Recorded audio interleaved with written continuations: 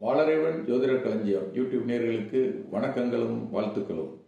இன்று நாம் பார்க்க இருப்பது செவ்வாய்க்கு எதன் அடிப்படையில் 7 வருடங்கள் தசாகாலம் கொடுக்கப்பட்டது அப்படின்னு பார்த்தோம்னா, இந்த வக்கரத்தை பற்றிய ஒரு நிகழ்வாக அது எவ்வாறு நிகழ்கிறது அப்படின்றத முழுமையாக ஏற்கனவே ஒரு வீடியோத்தில் கொடுத்துருந்தோம். இதுக்கு முன்னதாக சனிக்கு வக்கர காலம் பற்றின வீடியோ பார்த்தீங்கன்னா இது இன்னும் முழுமையாக புரியும். இந்த செவ்வாய்க்கு 11ஆம் இடத்தில் பூமி வரும் பொழுது பூமியுடைய வேகம் அதிகமாக இருப்பதால் செவ்வாயை முந்தி செல்லும் பொழுது இந்த செவ்வாய் வக்கரம் தோற்றம் பெறுகிறது. இது இந்த வக்கர புள்ளி எங்கு ஆரம்பிக்கின்றதோ மீண்டும் அதே இடத்தில் ஆரம்பிப்பதற்கு 7 வருடங்கள் எடுத்துக்கொள்ளும். ஏன்னா செவ்வாய்க்கு 1.25 வருடம் ஒரு முழு சுற்று வட்டப்பாதையினுடைய சஞ்சார காலம். ஆனால் பூமிக்கு 365 நாட்கள். இதைத்தான் நம்ம ஒரு வருஷமா எடுத்துக்கிறோம். ஏன்னா நாம வாழ்றது பூமியில தான்.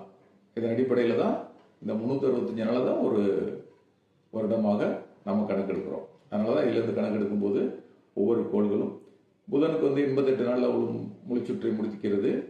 சுக்கிரன் 225 நாளில் ஒரு முழுச்சுற்றை முடிக்கிறது.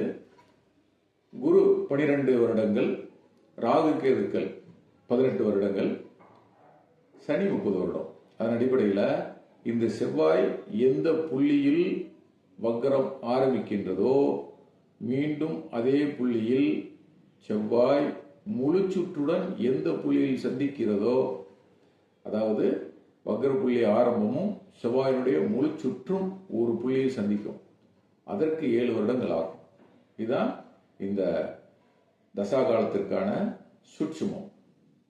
இது எதன் அடிப்படையில் எதற்காக இப்படி கொடுத்தாங்கன்றத பின்னாடி பார்ப்போம். 120 வருடங்கள் கொடுத்துருக்காங்க இல்லைங்களா?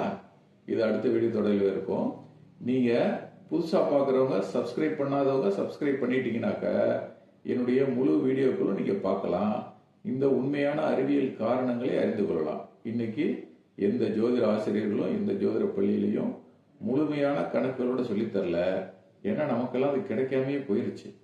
எங்கோ எப்பொழுதோ குறுகிய காலம் கற்றுக் கொடுக்குறேன் அப்படின்னு சொல்லி குறைச்சு வந்துட்டாங்க.